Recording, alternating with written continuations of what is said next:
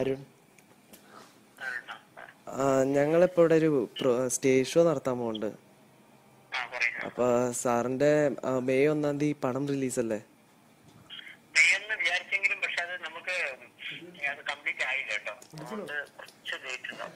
ആണോ? പലരും മറ്റേ സാറിന്റെ ഇതിനെ കുറിച്ച് കുറ്റം പറയുന്നുണ്ട്. പക്ഷെ സാറിന്റെ പ്രതിഭ ഞങ്ങൾക്കാണ് ശരിക്കും മനസ്സിലായിക്കണേ. അതിന്റെ പാട്ടിന്റെ ലിറിക്സ് ഒക്കെ എന്ത് നന്നായിട്ടാണുള്ളത്. അപ്പൊ സാറിന് ഇവിടെ ഒന്ന് വന്ന് ഒരു സ്റ്റേജ് ഷോ നടത്താൻ പറ്റുമോ? ഓണത്തിന്. അല്ല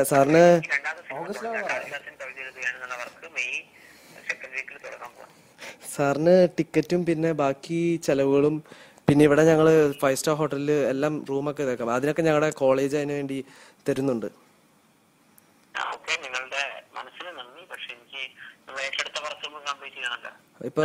ഇപ്പൊ സാറ് എന്ത്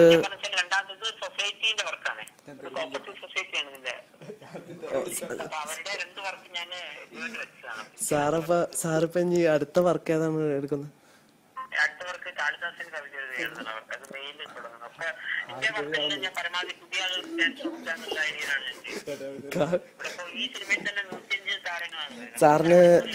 സാറിന് രണ്ടുപേരും മറ്റേ ആ കാളിദാസന്റെ ഇതിലെ ഒരു പാട്ടെങ്കിലും പാടാൻ പറ്റുമോ ഞങ്ങൾക്കപ്പ?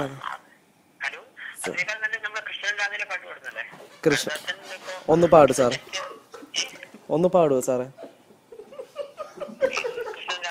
ആ മതി.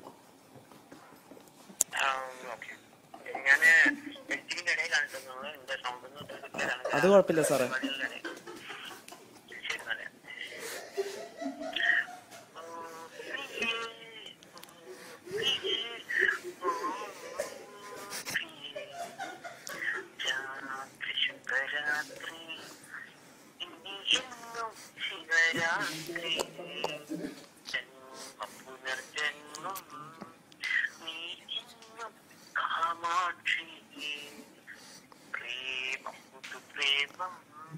वाह,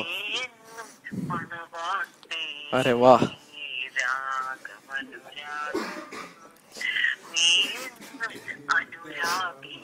സാറേ സാറേ അടിപൊളിയുണ്ട് സാറേ.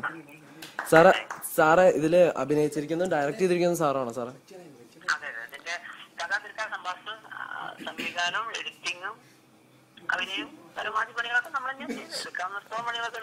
എന്റെ അമ്മോ, ഇതൊക്കെ എങ്ങനെ സാധിക്കുന്നു സാറേ?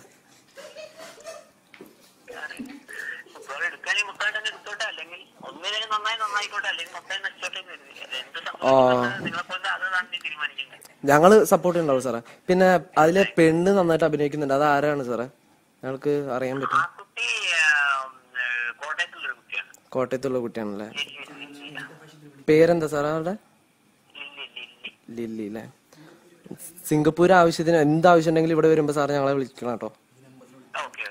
പിന്നെ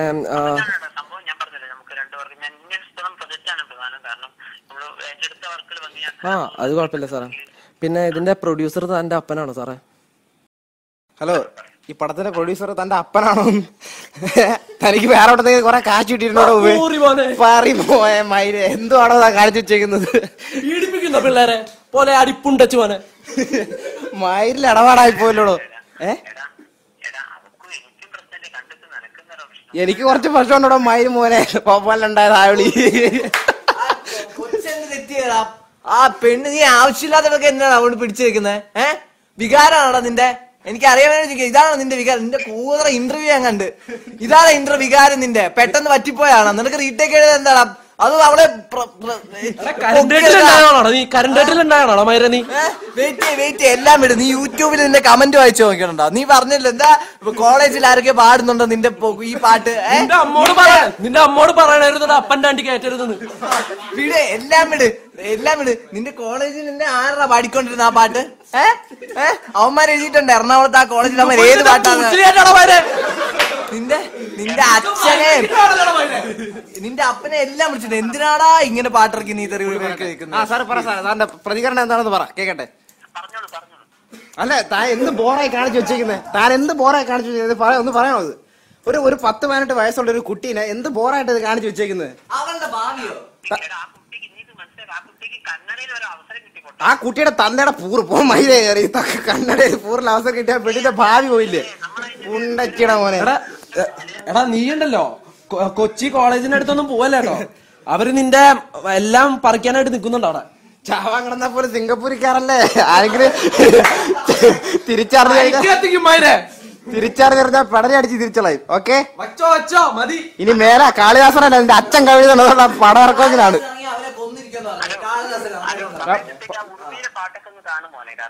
ഉറുമിയിലെ പാട്ട് നിന്റെ തന്ത എഴുതിയതാണോ?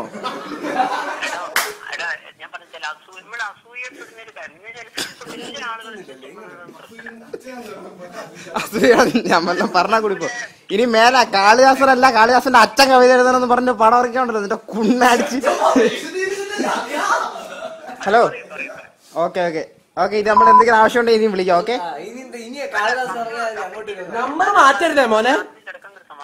ഓക്കെ എന്താണ്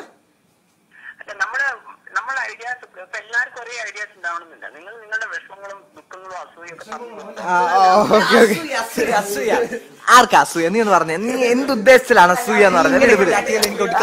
പറ. ഒടുക്കത്തെ അസൂയ എനിക്ക് സംശയമില്ല. ഞാൻ ഒരു കാര്യം ചോദിക്കാം, എന്ത് ഐഡിയ ആണ് ഇവിടെ എക്സ്പ്രസ് ചെയ്ത മോൻ? പറ കേക്കട്ടെ.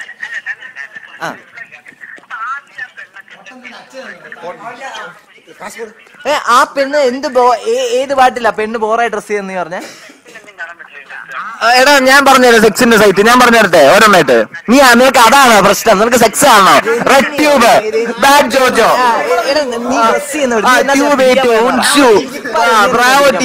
നിനക്ക് ഞാൻ പറഞ്ഞുതരാം. അതെ ഒരുമാതിരി നീ കഥ എന്ന് പറയുന്ന മുഴുവൻ എന്ത് കഥ എങ്ങനെ കാമപ്രാന്ത് തീർക്കാതല്ല കൊച്ച്. ആ കൊച്ചിന്റെ ഭാവി ഓർത്തടാ പന്നി. നീ കെട്ടോ അവളെ? അല്ല നീ 6 ലക്ഷത്തിന്റെ എവിടെ കിട്ടി അവൾക്ക്? റെഡ് സ്ട്രീറ്റിലാ പിടിക്കാൻ വേണ്ടിട്ടാടാ മൈരെ. നീ ഉണ്ടല്ലോ നീ എന്തിനാണ് നീ ഒറ്റയ്ക്ക് നശിച്ച ഭഗവാൻ ഇങ്ങോട്ട് ഇറക്കല്ലേ? നീ വേറെ കൊച്ചിനെ ഇറക്കല്ലായിരുന്നു. കൊച്ചിന് എന്താ ലൈഫ് കിട്ടിയെന്നാ പറഞ്ഞ? കൊച്ചു നിന്റെ അടുത്ത് പറഞ്ഞായിരുന്നു അവിടെ? കൊച്ചിന്റെ ലൈഫ് കൊടുത്ത നിങ്ങളല്ല നീ പണി ചെയ്തു ആ പെണ്ണിന്റെ വേണ്ടി. നീ അടുത്ത കാളിദാസന്റെ ആരെ ഇറക്കാൻ? നീ കേക്കട്ടെ, കാളിദാസൻ നീ പെണ്ണിനെ ഇറക്കുന്നുണ്ടോ? അല്ല നിന്റെ അപ്പൻ എന്തായിരുന്നു പണി?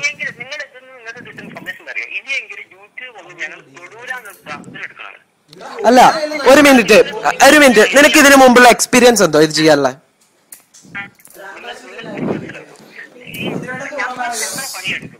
അല്ല നിങ്ങൾ ഒരു മിനിറ്റ് ചേട്ടന് ഇതിനു മുമ്പുള്ള എക്സ്പീരിയൻസ് എന്താ? ചേട്ടന് ഇതിനു മുമ്പുള്ള എക്സ്പീരിയൻസ് എന്താ?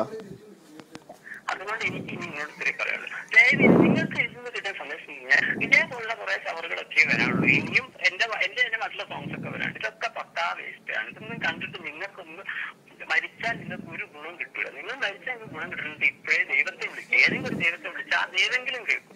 എടാ മൈര നിനക്ക് ആ പെണ്ണിനെ പിഴപ്പിച്ചിട്ട് എന്നെ കിട്ടാനാടാ? അല്ല ഞാൻ പറഞ്ഞ നമ്മുടെ ജീവിതത്തിലുള്ള ലക്ഷ്യമുണ്ട് മോഹോ. എടാ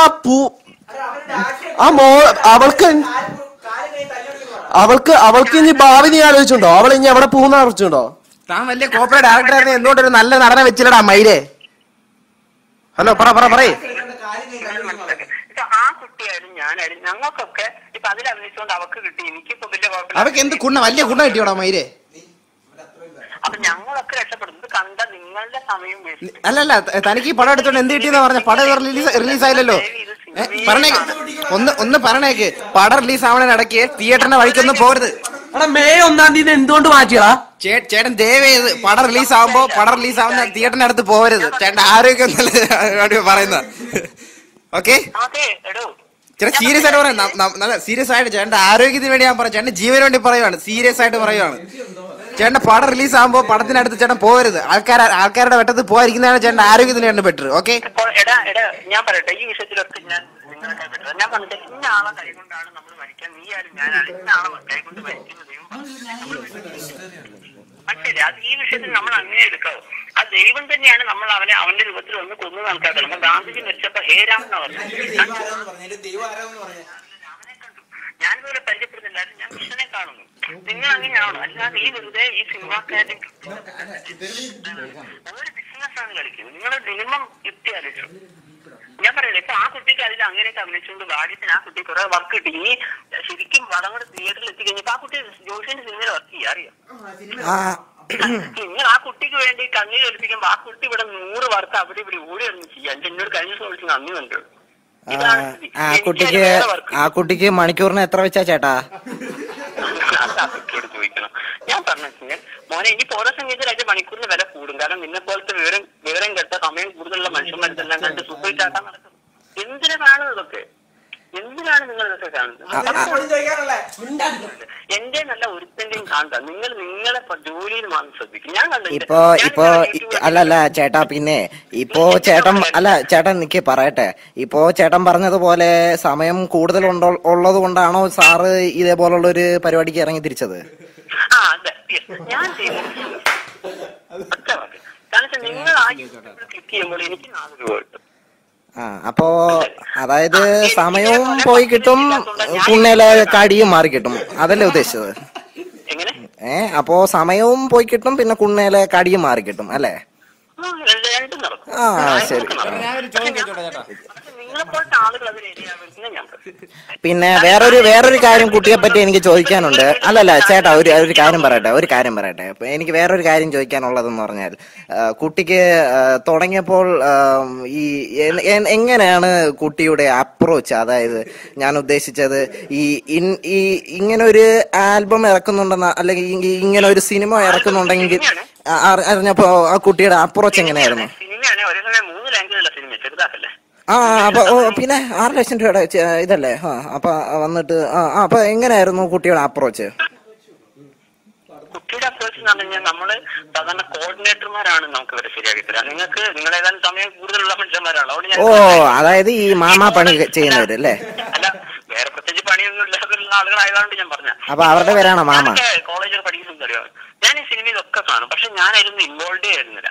കാരണം ഞാൻ ആ സിനിമ കാണും, അപ്പൊ തന്നെ എന്റെ മൈൻഡ് ആയിരുന്നു മാറ്റി. നമുക്ക് പഠനമാണ് മെയിൻ. അത് ശരിയാ, തുണ്ടോടം കണ്ട പിന്നെ വാണോടിച്ചോളാണല്ലോ.